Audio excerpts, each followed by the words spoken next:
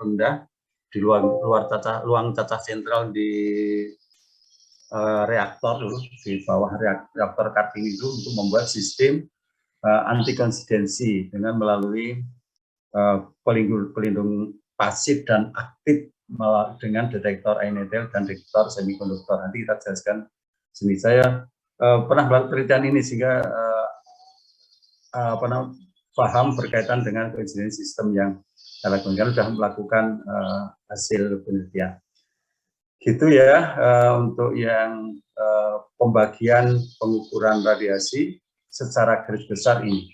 Baik, kita masuk ke counting system yang kaitan dengan pengukuran aktivitas. Contohnya ini sekali lagi ini ada satu proses bagaimana terbentuknya pulsa ya. Jadi kalau ada radiasi datang, ini ada detektor isian gas ya. Ini saya tulis gas berarti bisa ionisasi chamber, bisa proportional counter, bisa CM ya. Nah, ini kalau ini sudah lihat, ini ada sumber tegangan rendah, ini positif masuk ke anoda, kemudian negatif masuk ke katoda. Maka akan terjadi proses ionisasi di sini. Maka karena ini positif, maka elektron akan tertarik ke anoda. Kemudian yang positif tertarik ke katoda karena ini diberi signal negatif atau suplai negatif. Maka karena ini posisi ini, maka nanti akan mengumpul elektron di anodanya. Ya, kalau ngambil pulsanya nanti dari yang posisi di katoda berarti kan positif. Kalau di detektor CM itu ngambilnya kan dari anoda. Maka saudara lihat nanti pulsanya itu kalau sumbu X-nya itu time T ya, sumbu Y-nya itu voltage tegangan, maka dia posisinya di bawah 0 kalau saudara ngambil ini karena negatif. Maka proses di electric current di sini untuk mengukur pulsa yang muncul di sini, maka harus ada rangkaian CM inverter. Kalau pakai CM yang anoda ngambil anodanya diberi pulsa positif ya. Ini maka akan harus Anda ada rangkaian nanti di elektronika praktikum elektronika nuklir itu ada praktikum CM inverter. Sudah praktikum elektronika nuklir ya? Sudah belum ya? Belum ya? Di semester besok ya. Tapi yang semester kakak kelas saudara yang pembuatan CM inverter kemarin ngasih pandemi masih di yang untuk CM kemarin di apa namanya di online kan. Tapi kalau besok mudah-mudahan ini alhamdulillah apa namanya sudah apa reda ya COVID ya, mudah-mudahan nanti sudah mulai habis lebaran itu sudah bisa offline ya, sudah bisa di Jogja semua untuk offline dengan kita. Ya ini saya kira mengulang yang penjelasan yang kemarin yang sudah saudara dapatkan. Nah, ini adalah grafiknya ya. Jadi grafiknya ya. Di sini adalah pembentukan dari ionnya, ya ionnya berupa ion. Jadi kemudian di sana adalah voltage, posisi sumbu X-nya voltage. Jadi saudara lihat ini dari posisi di awal ini pada tegangan tertentu itu belum terjadi interaksi terhadap materi dalam detektor, maka dia masih pada proses yang masih kecil di sini, yang ini ya, ini maka ini posisi kecil itu belum bisa terjadi bentuk elektron tertentu di sini, maka ini pada daerah namanya daerah recombination ya, rekombinasi ini. Kemudian pada daerah yang kedua ini ya, daerah yang kedua ini daerah ionization chamber atau kamar ionisasi. Kamar ionisasi daerah kedua ini pada kalau pada voltage dinaikkan. Ini ada dua. Sebentar ya. Ya, assalamualaikum Pak Budi. Baru ngajar sebentar, nggak apa-apa. Gimana Pak? Nggak apa-apa, gimana?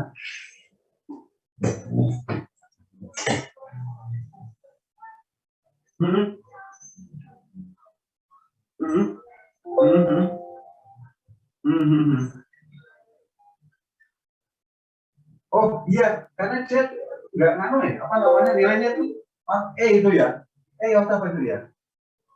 Itu karena itu di apa uh, materi ya apa pas uasnya kan nggak ada masuk ke saya uasnya. Coba di uasnya itu saya cek berkali-kali itu tidak terkirim tempat saya. Coba dia ikut uas nggak? Coba dicek anunya, absennya diikut di uasnya. Karena sudah saya cek, saya konfirmasi nggak ada hasil ujiannya. Ya. Tolong dikompres Pak Budi. Ya, oke, makasih. Ya, sama-sama. Ya, karena uasnya nggak ada itu saya lihat ya. Oke, coba dikonfirmasi ke IPS ya. Oke ya, makasih.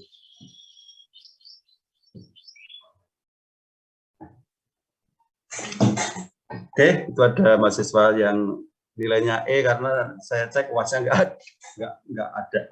Oke, baik, kita mana tadi? Biasanya kalau terputus itu harus mau men-start lagi. Oke, di sini ya, recommendation ya. Oke, kemudian ini setelah tegangan kerja, suara saya jelas ya? Jelas, Pak. Jelas, Pak. Jelas, Pak. Pendi. Oh, jelas. Baik. Jadi apa namanya, ini masuk ke tegangan kita naikkan. Ini kelihatan masih 2 grafik ya. Ini artinya untuk ionisasi chamber atau kamar ionisasi itu masih bisa mendifferent energi ya, bisa membedakan energi beta, gamma itu ya bisa ya. Ini untuk di ionisasi chamber. Kemudian kita naikkan lagi ya, tegangan kerjanya ya, ini kalau nilai kerja, maka ini pada posisi yang kedua ini ada daerah proporsional counter ya, daerah proporsional ya, daerah counter berarti di sini karena ini masih ada gambar ini masih bisa membedakan energi. Jadi kalau ada pertanyaan jangan keliru, kalau yang ionisasi chamber dan proportional counter itu masih masih bisa mendifferent energi. Kemudian kalau ini tegangan tinggi lagi, maka ini sudah pada daerah limit ya untuk proporsional.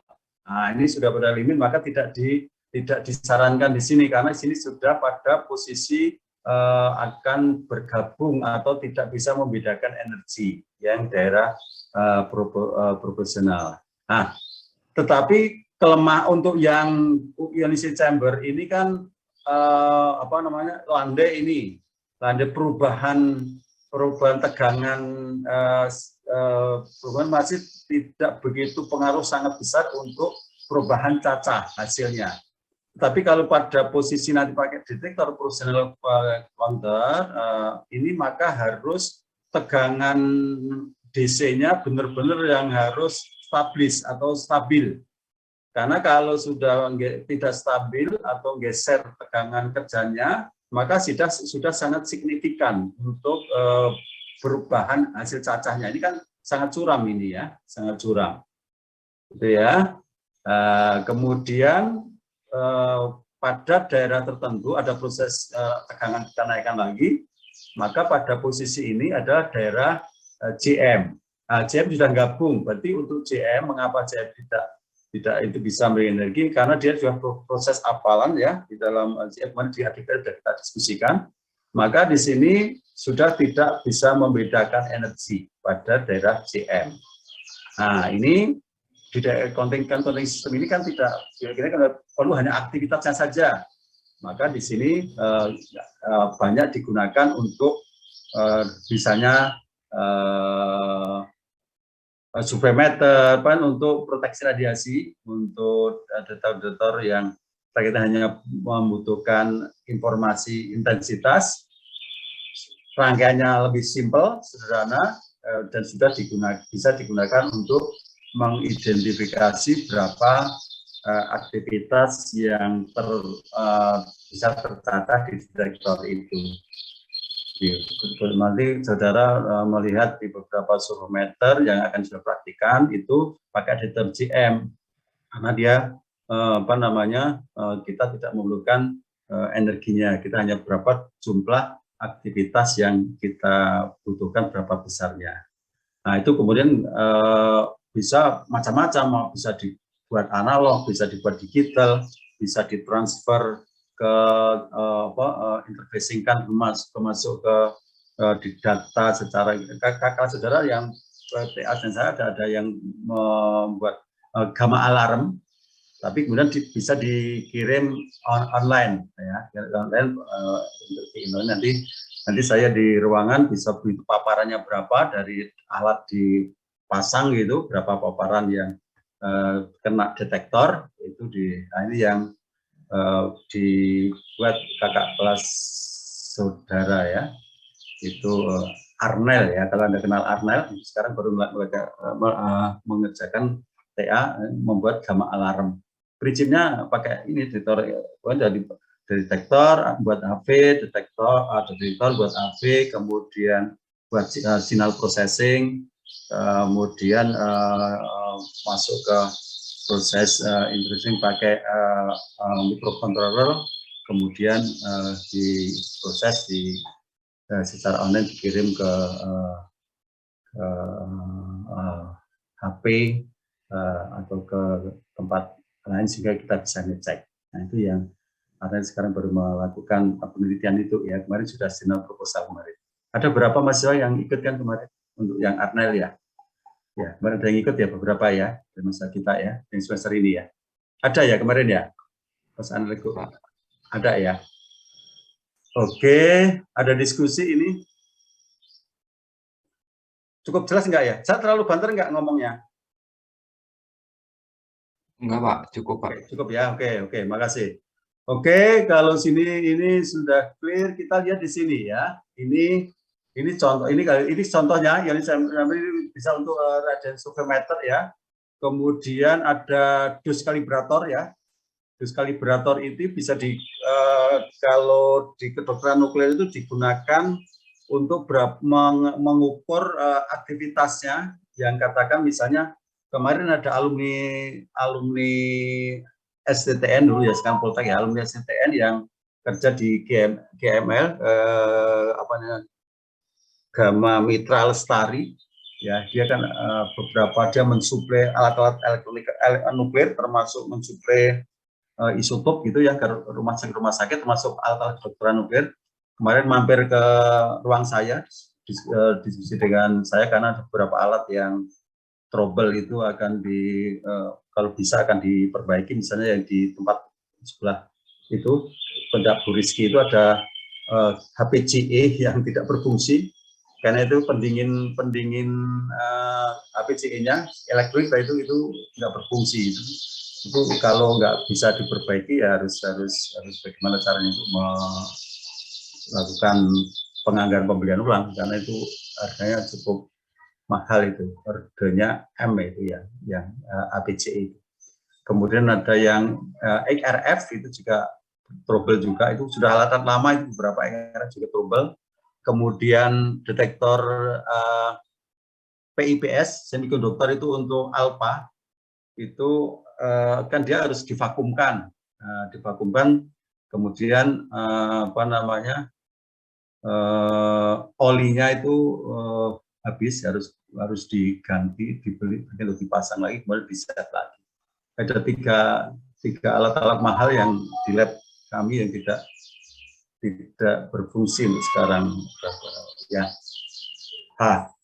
Dosimeter dose kalibrator ini kemarin dari itu yang orang GML itu memasang di Rumah Sakit Sarjito untuk kedokteran nuklir. Itu fungsinya untuk katakan misalnya yodium 131, TC99 itu kalau disuntikkan ke pasien itu kan harus diukur berapa aktivitasnya. Karena kan pengiriman dari, ini kan ada, karena itu ISO 31 kan berapa testingannya? 8 hari. Testingnya 8 hari, sehingga apa namanya, harus kemudian berapa dia, berapa metode kural, kemudian kan di berapa yang diperuntukkan untuk disuntikan pasien kan ditakar. Nah, itu diukur pakai dose kalibrator ini. Ya, ini.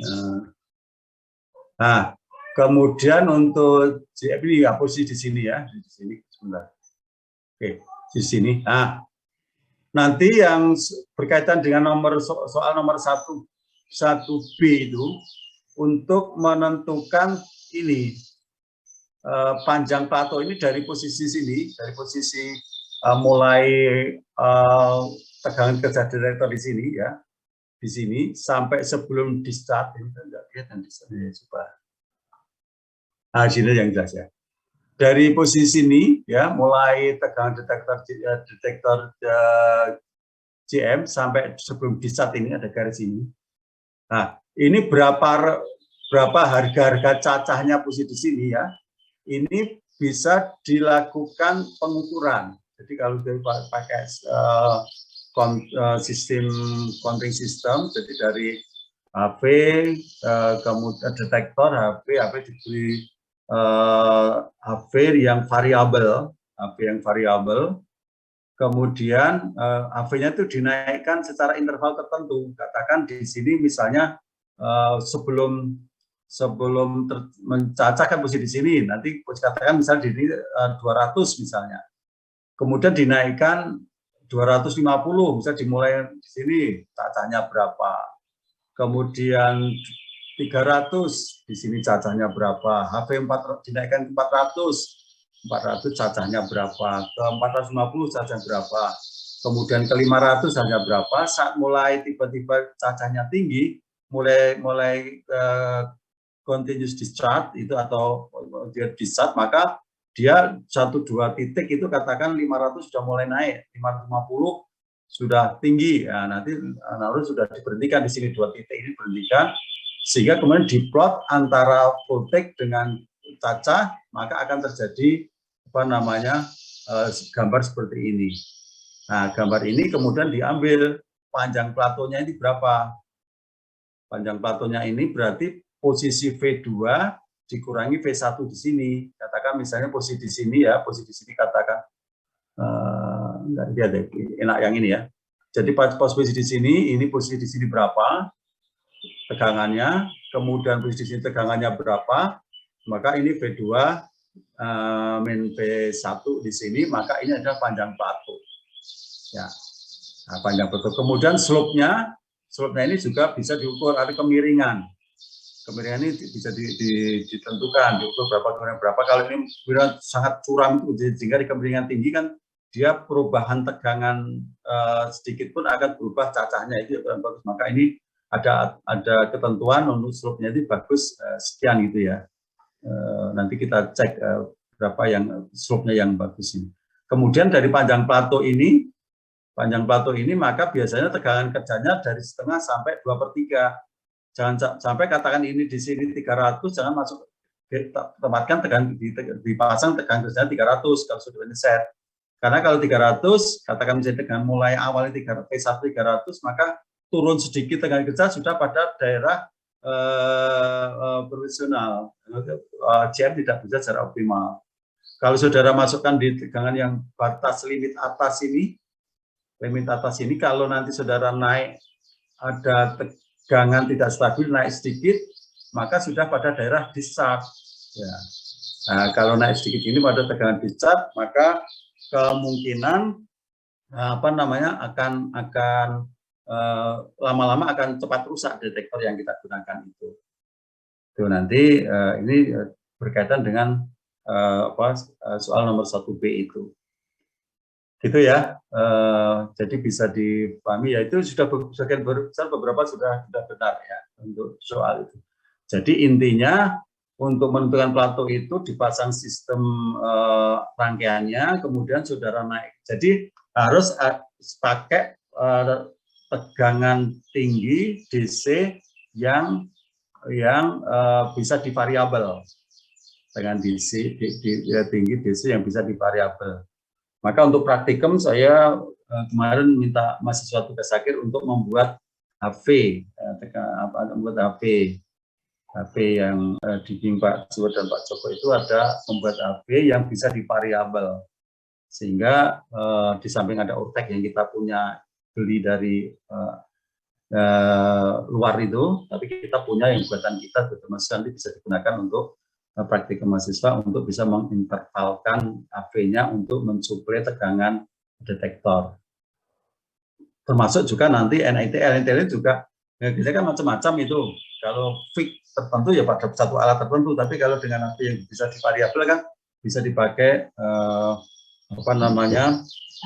beberapa alat yang menggunakan HV. Kan semua detektor nuklir kan baik semikonduktor, baik sintilasi, baik isian gas kan harus pakai HV. Itu ya. Ini saya kira penjelasan untuk penentuan penemuan saya kira sudah kita ulang. Saya kira nanti kalau ada pertanyaan diskusi tidak ada yang tidak tahu ya. Karena ini pengalaman mengajar bertahun-tahun, ada beberapa mahasiswa sudah sampai TA karena mengerjakan di intervensi nuklir, ilmu yang basic teori ini kita tanyakan bagaimana menentukan tegangan kerja HP. Karena saat penelitian itu kan tegangan kerja yang ditulis kita pasang itu kan baru, belum tahu tegangan kerjanya berapa. Di datasheet biasanya ada juga, tetapi kan dia ada range-nya. Nah, kemudian kita cek lagi yang fix tegangan kerja yang kita gunakan untuk membuat HP yang sesuai dengan tegangan kerja detektor itu ya VK. Nah, maka harus menentukan tegangan kerja HP-nya. Itu ya, dari situ berarti ini pada daerah, kalau kita gambarkan ya daerah Indonesia Jamber, daerah personal Koncer, kemudian ini daerah GM. Kita lihat pada Indonesia Jamber masih agak landai di sini, untuk yang personal counter sudah tajam, maka perlu kestabilan HP-nya di sini. Ini ya, ada diskusi cukup jelas atau masih belum begitu paham atau perlu ada yang didiskusikan? Hamam, Ahmad, Hanif, ada pertanyaan? Ya Pak, Ada pertanyaan? cukup jelas Pak tadi Pak. Baik, terima kasih. Yang lainnya kalau tidak ada, kita lanjut. Baik, kita masuk ke PMT. Kita lebih detailkan untuk PMT, karena ini kita harus tahu secara lebih detail ya. Jadi kalau ini daerah sebentar, dari sini ya. Jadi berarti ini kebalik, harus mulai dari sini dulu. Nah, ini contoh sistem yang akan kita gunakan di elektronika nuklir ya, atau instrumentasi nuklir. Ini di daerah detektor sintilasi itu terbagi dua bagian ya. Bagian pertama adalah daerah NITL-nya, NITL kristal. Bagian kedua adalah PMT. PMT, alveola.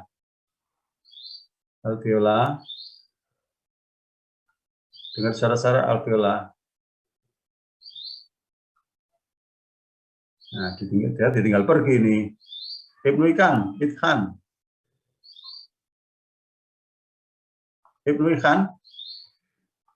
Ditinggal pergi juga saya. Anissa, Suci. Iya, Pak. Ya, baik. Ini apa namanya? PMT panjangan dari apa ya? Anissa. Lupa, Pak. Oh, lupa. Makanya ada lupa ya Anissa ya. Oke. Saya menjawab, Pak. Oke, siapa jawab? Udah, Pak. Ilda. Alda. Iya. Oke, Alda. Apa PMT? Foto multiplier tube, Pak. Oke, foto multiplier tube ya. Oke, makasih Alda. Saya panggil lagi Ibnu Ikhan ini. Ibnu Ikhan. Mohon maaf Pak, si Ibnu Ikhannya itu di chat Pak, ada ngechat katanya jaringan dia trouble Pak. Oke, trouble. Oh, saya di chat ya, saya belum lihat chatnya. Ibnu Ikhan, izin Pak, mohon maaf Pak, jangan saya ada problem. Oh ya udah, apa kalau. Oke, alveola tadi saya panggil juga belum jawab? Alviola juga trouble atau kamu tinggal pergi saya? Alviola? Saya random loh manggil-manggilnya ya. Oke. Oke, nanti di pertengahan saya cek lagi. Berarti tinggal pergi kalau nggak nyaut. Oke. Baik, makasih Alda dari BNT. Apa namanya? Foto betul job ya. Oke. Jadi detektor itu ada 3 bagian ventilasi ya, ada dari NITL, kristal, kemudian ada PMT. Kemudian di sini ada preamp, amplifier, ya preamplifier. Kemudian ada amplifier, ya ini preamp, amplifier, kemudian multi channel analyzer, atau nanti kalau yang apa namanya manual itu pakai TSCA, timing single channel analyzer. Nah, ini kira-kira high voltage power supply-nya ini kan ada output ini positif ini. Ini masuk PMT, kemudian juga masuk ke preamp enggak ya? Bayu, Aji, Putra, Wibowo. Iya, Pak. Ini dari ini kan ada suplai DC ini untuk mensuplai detektor. Tapi ini kan satu garis ini. Ini kira-kira HV katakan saya pasang 500 volt. Ya, detektor yang kita pasang di itu yang di itu dengan kerjanya 550 ya. Katakan saya pasang 550 ini. Masuk. Ini tegangan dari HV ini masuk ke preamp enggak? Gambar ini. Kayaknya enggak. Menurut saya tidak. Tidak. Kok tidak? Karena apa ya? Ada rangkaian apa di situ? Ada komponen apa? Kok tidak? Ini satu garis. Izin jawab, Pak. Ada kapasitor gitu, Pak. Yang di tengahnya itu. Gimana? Rahmat ya? Jawab. Kapasitor, Pak. Ya, siapa ini? Rahmat? Bayu, Pak. Bayu, Bayu. Pak. Oh, Bayu. Apa karena kok tidak ngapain ini Bayu? Itu karena ada kapasitor, Pak, di Oke, ada kapasitor. Fungsi kapasitor apa itu? buat menyimpan itu kan, Pak. Ya, satu menyimpan. Ada fungsi yang kedua? Buat menahan tegangan, Pak. Hah?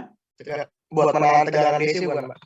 Buat menahan tegangan DC atau arus DC ya. Kalau AC tetap meneruskan, kali nanti ada AC dari sini jalan ke preamp ya. Oke. Jadi DC yang tegangan DC di sini dengan tinggi ini akan, terima kasih Bayu. Jadi tegangan DC yang dari sini ini hanya mensuplai detektornya. Mengapa? Karena ini dipasang kapasitor ini, sehingga yang 550 tadi tidak masuk ke preamp, hanya mensuplai di sini. Sehingga tegangan kapasitor di sini pasti, karena nanti kalau saudara amati di rangkaian elektroniknya itu kapasitor yang terpasang di sini pasti dia punya kemampuan tegangannya tinggi. Katakan misalnya 0,1 mikrofarad garis miring 2 kilovolt. Berarti dia maksimal kemampuan kapasitor 2 kilo. Tapi kalau Anda pasang yang kapasitor elektrolit yang itu yang kecil itu ya 0, katakan 1 mikrofarad, kemudian garis miring 50 volt gitu ya. Ya meledak ini, karena 50 ini terkena DC 550. Maka kalau amati di sini kan ada kapasitor, ada kapasitor elektrolit yang ordenya mikro itu ya, itu ada yang keramik yang ordenya PF ya, kemarin ini kalau kecil ordenya kapasitinya, tapi dia kemampuan untuk tegangannya bisa sampai yang ada yang 1 kilo, ada yang 2 kilo, maka dia tidak terbakar, tidak terus karena Anda pakai yang kecil. Nah, kan memperhatikan saat masang kapasitor yang di sini yang kena AV ini. Kalau saat saudara membuat AV yang berkaitan untuk mensuplai detektor, pasti kemudian ada rangkaian yang jatuh satu set itu pasti yang masuk ke rangkaian selain detektor itu pasti ada muncul di situ dipasang kapasitor untuk mengeblok arus DC-nya. Jadi kapasitor sedang menyimpan muatan, mengeblok arus DC, meneruskan arus AC ya. Oke, jadi situ kemudian ini dari HPDC kemudian ke amplifier. Jadi kalau output dari detektor, input ke preamplifier, output ke preamplifier, input ke amplifier, output ke amplifier, ini masih analog ya, analog. Nah, ini nanti masing-masing kita lihat masing-masing preamp-nya, amplifiernya nih. Kemudian masuk ke multi channel, berarti ini inputnya analog, outputnya untuk ADC-nya dibuat digital ADC pakai analog digital converter. Nah, ADC-nya bisa yang bisa macam-macam, ada 8 bit, 10 byte, kemudian ada yang 12, itu kan diberikan digital, elektronika digital Pak Jiwo ya. Itu ya. Nah, kemudian pada daerah ini, pada saat interaksi ADC terhadap materi dalam NITL ini, di sini kan ada nanti ada di sini ada fotokatoda yang akan di sini ya, ada fotokatoda. Maka proses di sini adalah proses eksitasi di fisika radiasi. Besok minggu Senin saya akan bicara tentang fisika radiasi supaya tahu tentang proses-proses itu ya.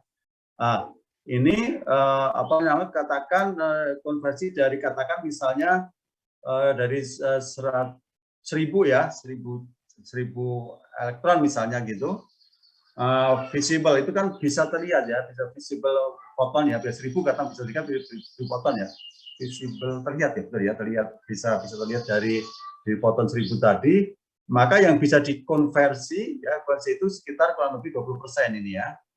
Nah, karena ini masih kecil di sini, kemudian ada sedikit, maksud saya ini ada PMT ya, untuk dimultiplication dari foton tadi ya, dimultiplikasi kemudian bisa di sini. Multiplikasi seperti ini. Jadi ini posisi anoda ini kan ada tegangannya mulai dari sini ya, dari sini ini kecil naik terus dilipat gandakan pada posisi besar. Maka posisi di sini ini ya, dari posisi yang kena ini fotokatoda tadi, fotokatoda ya, kemudian difokuskan, kemudian elektron di sini ini dilipat gandakan. Maka ini kan bisa lebih dari 300, 400, 500, 600, 1000, 110, 1200 dan seterusnya. Ini high voltage-nya dipasang di sini.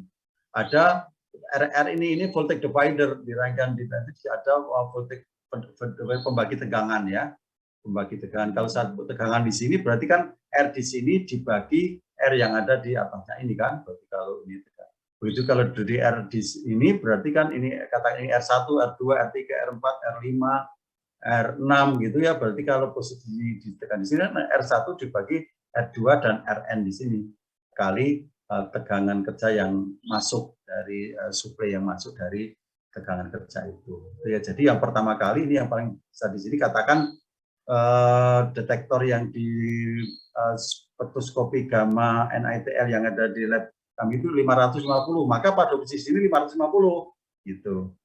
Kalau ini kan 1200 itu dibagi-bagi. Kalau 500 kemudian pembagiannya juga tergantung dari berapa besar voltage yang dibagi, kemudian dilipat gandakan. Lipat gandakan di sini, kemudian di sini muncul pulsa di sini, baru masuk ke output signal. Ini dari sini ya, ini besar, dinaikkan menjadi output signal. Ini kan voltage divider, ini pembagi tegangan ini. Nah, ini masuk sini.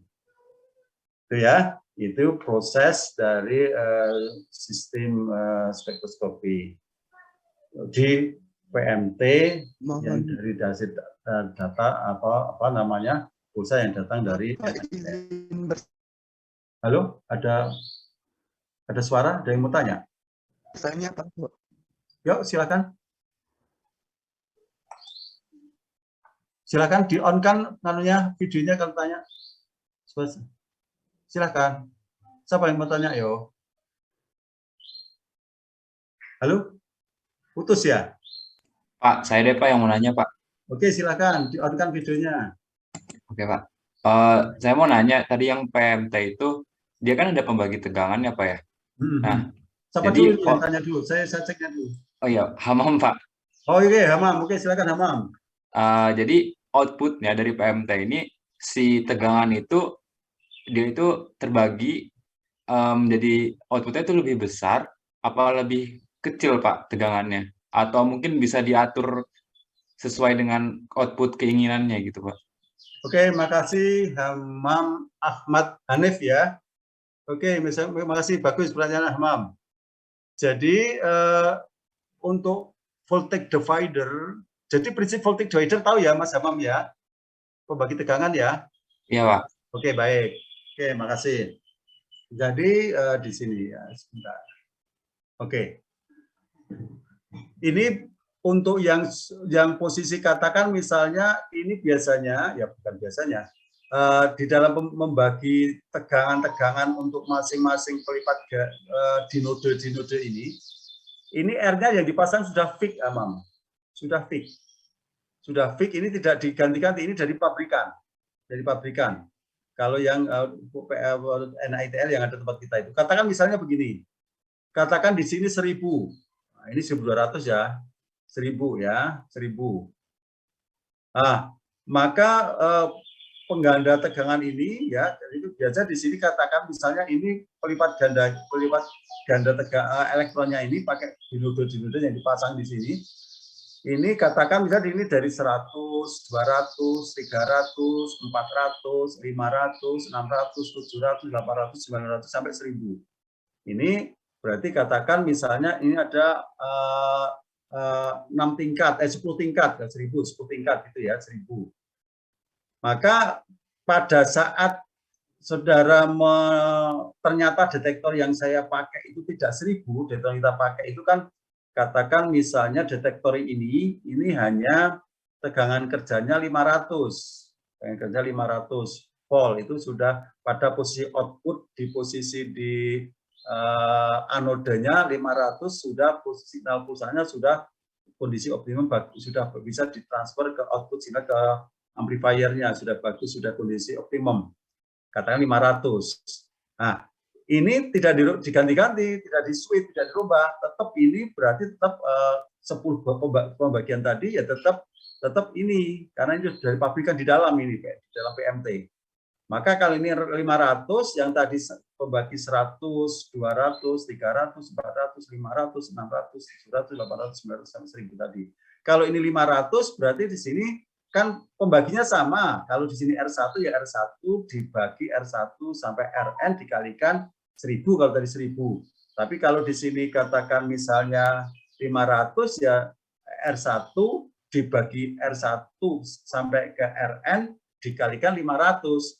Maka posisi di sini jadi 50, 100, 150, 200, 250, 300, 350 sampai 500. Bapak, ya. Mohon izin sebelumnya Pak, apa suara saya kedengaran Pak? Saya kedengaran. Tadi tak jawab Hamam dulu. Hamam dulu. Saya izin bertanya Pak. Jadi, nah saya ada sedikit, mohon maaf sebelumnya Pak, saya lagi di kos teman Pak. Jaringannya tidak stabil. Yang untuk plus 1200 itu Pak maksimumnya atau memang maksudnya maksimum ketentuan atau bisa dirubah lagi ya Pak? Oh, pabrikannya Pak, pabrikannya enggak. Jadi ada namanya tegangan kerja detektor. Tegangan kerja tegangan itu berapa? Jadi ini ada yang macam-macam. Katakan saudara ini contoh di PMT.